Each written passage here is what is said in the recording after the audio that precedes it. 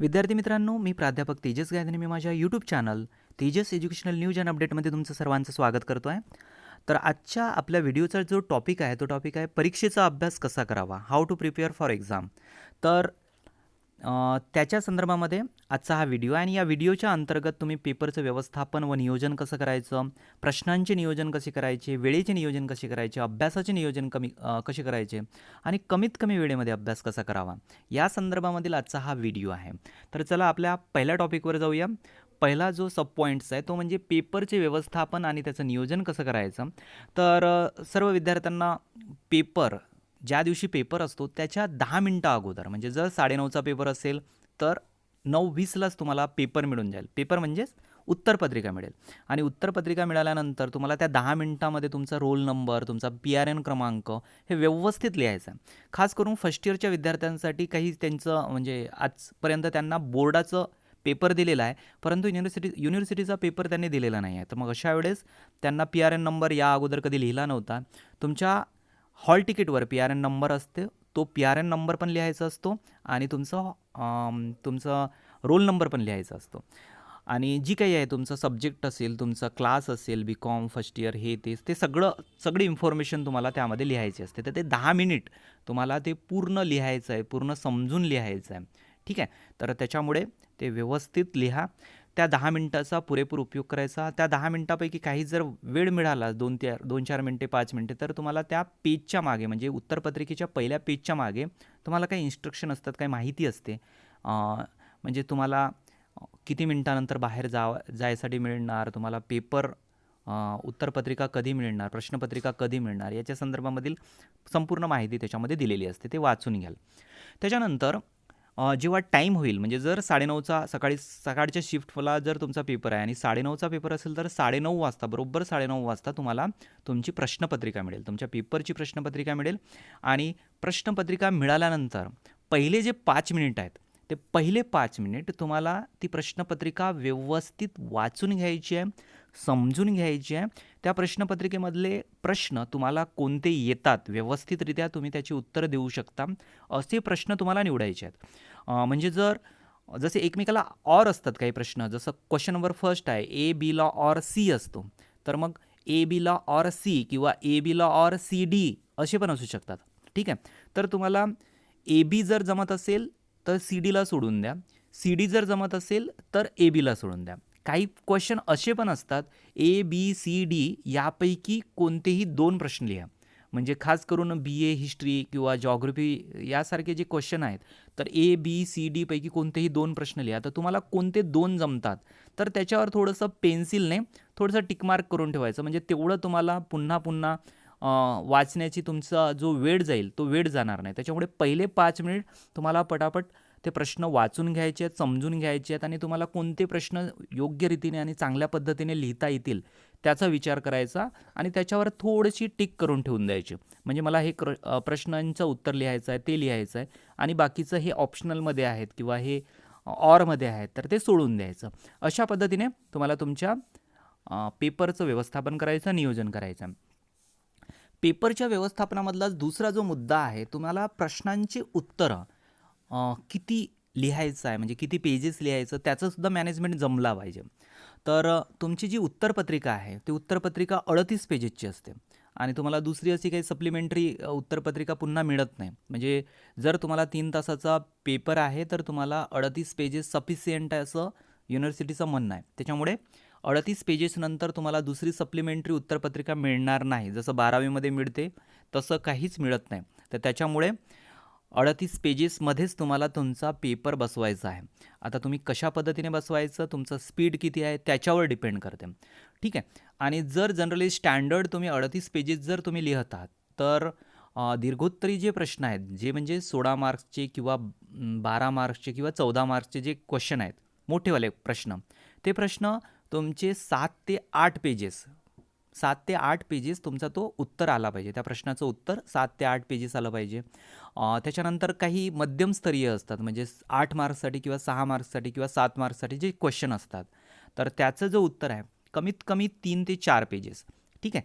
4 पेजेसच्या जास्त नसावा. ठीक आहे. तर 3 पेजेस सफिशियंट आहे. 3 पेजेस, 3.5 पेजेस, 4 पेजेस एवढं तुमचं मध्यमस्तरीय प्रश्नाचे उत्तर आलं पाहिजे. कारण की हे पेजेससुद्धा मोजता आलं पाहिजे आणि त्याची लांबीसुद्धा तुम्हाला ते करता आलं पाहिजे. तर तेवढं व्यवस्थित करून घ्याल. त्याच्यानंतर लघुत्तरी जे प्रश्न असतात, म्हणजे जे 4 मार्क्ससाठी किंवा 3 मार्क्ससाठी जे विचारले जातात, 3.5 मार्क्ससाठी सुद्धा विचारले जातात. जर 70 मार्काचा तुमचा पेपर असेल तर 3.5 मार्क्ससाठी, 60 मार्काचा पेपर असेल तर 3 मार्क्ससाठी आणि 80 मार्काचा जर तुमचा पेपर असेल तर 4 मार्क्ससाठी. जनरली हा क्वेश्चन नंबर 5 असतो. 5वा जो क्वेश्चन असतो, क्वेश्चन नंबर 5मध्ये ABCD हे असे 4 क्वेश्चन असतात. तर ते 4 क्वेश्चन लिहिताना व्यवस्थित ते समजून घेऊन लिहून घ्या. ठीक आहे. ते जास्तीत जास्त 2 पेजेस असावे. 2 पेजेसपेक्षा जास्त लिहू नये. तसं तर सफिशियंट 1.5 पेजेस सफिशियंट आहे. 1 पेजेस लिहिलं तरी सफिशियंट आहे. 1 पेजेस, परंतु तो मुद्देसूद लिहावा. खूप जास्त बारीक अक्षर नसावे, खूप जास्त ठोकळ पण नसावे.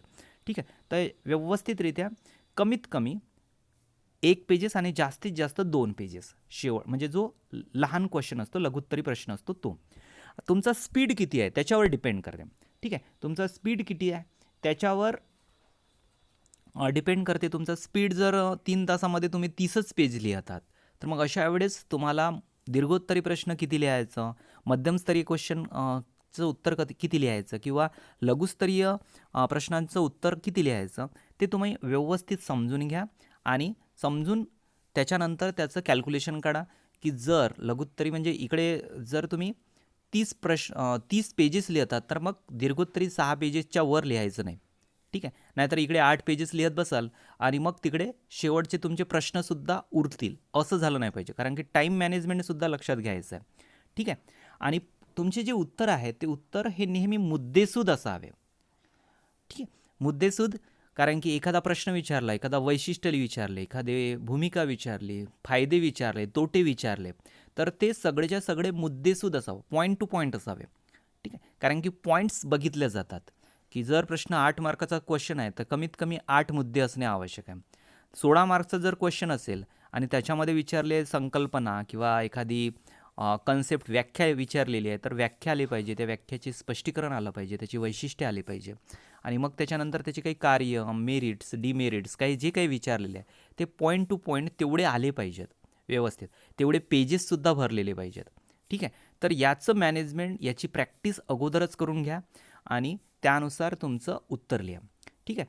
आणि योग्य ठिकाणी काही आकृत्या असतील किंवा ग्राफ असेल, टेबल असेल, हे योग्य त्या ठिकाणी तुम्हाला ते आले पाहिजेत.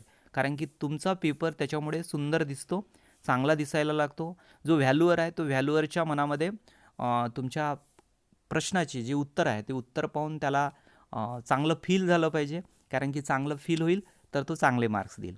ठीक आहे. तर त्याच्यामुळे ह्या सगळ्या गोष्टीचं तुम्हाला तुमच्या डोक्यात ठेवायच्या आहेत आणि त्यानुसार तुमच्या प्रश्नांच्या उत्तराचे नियोजन करायचे आहे. ठीक आहे. त्याच्यानंतर तुम्हाला तुमच्या वेळेचं, म्हणजे पेपरच्या वेळेचं नियोजन कसं करायचं, तर वेळेचे नियोजन जसं मी या अगोदरच सांगितलं की दीर्घोत्तरी प्रश्नाला 7 ते 8 तुम्हाला पेजेस लिहायचे आहे, परंतु ते 7 ते 8 पेजेस तुम्हाला 30 ते 35 मिनटामध्येच कंप्लीट झाले पाहिजे. ठीक आहे. म्हणजे 35 मिनटापेक्षा जास्त जाता कामा नये, कारण की मग तुमचं टाईम मॅनेजमेंट बिघडण्याची शक्यता असते. तर त्याच्यामुळे जो मोठा क्वेश्चन असतो, जो 16 मार्क्ससाठी किंवा 12 मार्क्ससाठी किंवा 14 मार्क्ससाठी जो तुमचा प्रश्न आहे, तो प्रश्न 30 ते 35 मिनटाच्या बाहेर जाताच कामा नये. ठीक आहे. तेवढ्यामध्येच तुम्हाला म्हणजे 30 मिनटामध्येच मग पुढे कन्क्लुजन करायचं आहे. कन्क्लुजन म्हणणं का म्हणून आपण त्याला समारोप म्हणतो, समारोप करायचा आहे आणि खतम करायचं आहे. 2 मिनटामध्ये, मग 30 मिनटामध्ये तुम्ही समारोप चालू केलं की 2-3 मिनटामध्ये 32, 33, 35 जास्तीत जास्त 35 मिनटामध्ये तुमचं क्लोज झालं पाहिजे. नवीन क्वेश्चनचं ॲन्सर सुरू झालं पाहिजे. त्याच्यानंतर मध्यम प्रश्नाचं उत्तर 15 ते 17 मिनटं. बस 15 ते 17 मिनटामध्ये तुम्हाला तो प्रश्नाचं उत्तर संपवायचं आहे. आणि जो 4 मार्क्ससाठी किंवा 3 मार्क्ससाठी जो छोटा क्वेश्चन असतो, लघुत्तरी प्रश्न असतो, तो 7 ते 8 मिनटामध्ये तुम्हाला तो संपवायचा आहे. तर अशा पद्धतीने तुम्हाला टाईमचं मॅनेजमेंट करायचं आहे. आणि शेवटचे जे 5 मिनिट असतात, तर शेवटचे 5 मिनिट उरतील किंवा 10 मिनिट उरतील, तर ते 5 ते 10 मिनटामध्ये तुम्हाला पूर्ण तुमचा जो पेपर आहे त्या पेपरचं तुम्हाला पूर्ण सिंहावलोकन करायचं आहे.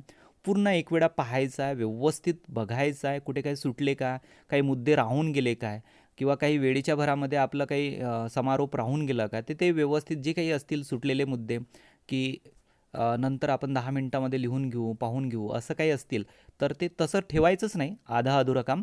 परंतु राहूनच गेलेलं असेल, मुद्दा आठवूनच नाही राहिले, पुढचे काही 4 मुद्दे आठवतच नाही आहेत आणि मग तुम्हाला आठवत आहे तर ते लिहून घ्यायचे. शेवटच्या 10 मिनिटामध्ये, शेवटच्या 5 मिनिटामध्ये जे काही असतील ते तुमचं पूर्ण उत्तरपत्रिका व्यवस्थित पुन्हा एकदा बघून घ्यायचं आणि प्रत्येक प्रश्न अटेम्प्ट करा. म्हणजे मला वेळच मिळाला नाही, मला हे वेळ न मिळाल्यामुळे मी तो प्रश्न अटेम्प्टच करू शकलो नाही, तर तसं कधीच नाही करायचं. सगळे प्रश्न अटेम्प्ट करा व्यवस्थितरित्या.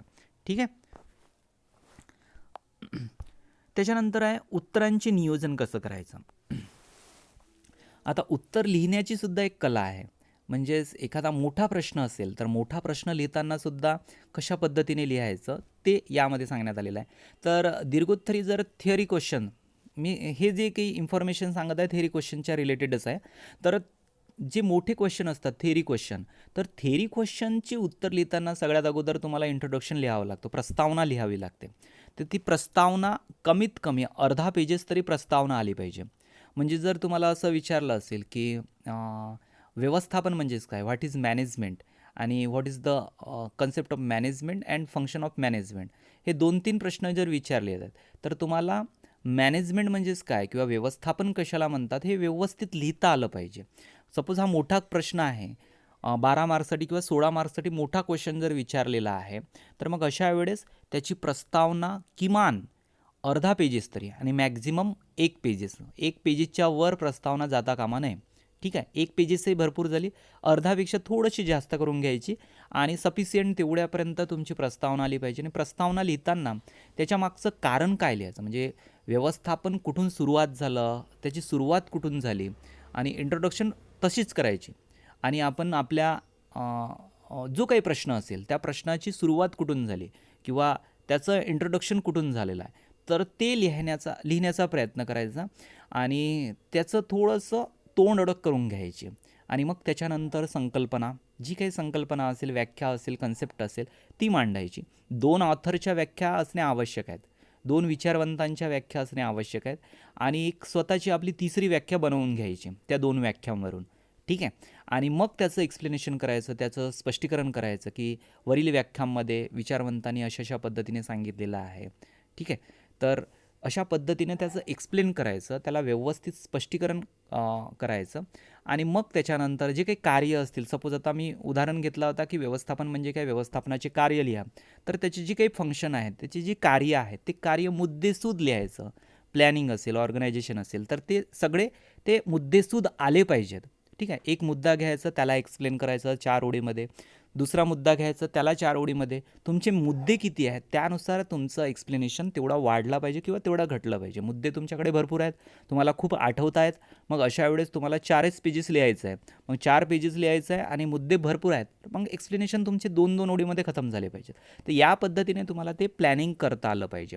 ठीक आहे. त्याच्यानंतर मध्यमस्तरीय प्रश्नांची उत्तर नियोजन सांगण्यात आलेलं आहे. तर मध्यमस्तरीयमध्ये कसं असते, तुम्हाला स्पष्टीकरण किंवा प्रस्तावना लिहिणे कंपल्सरी नसते, परंतु लिहिलं थोडंसं लिहून घ्यायची, 4 ते 6 ओळी थोडंसं लिहून घ्यायचं इंट्रोडक्शन. आणि मग त्याच्यानंतर तुम्हाला जर व्याख्या विचारली आहे तर व्याख्या, नसेल विचारली तर थोडंसं इंट्रोडक्शनमध्येच ती व्याख्या लिहून घ्यायची.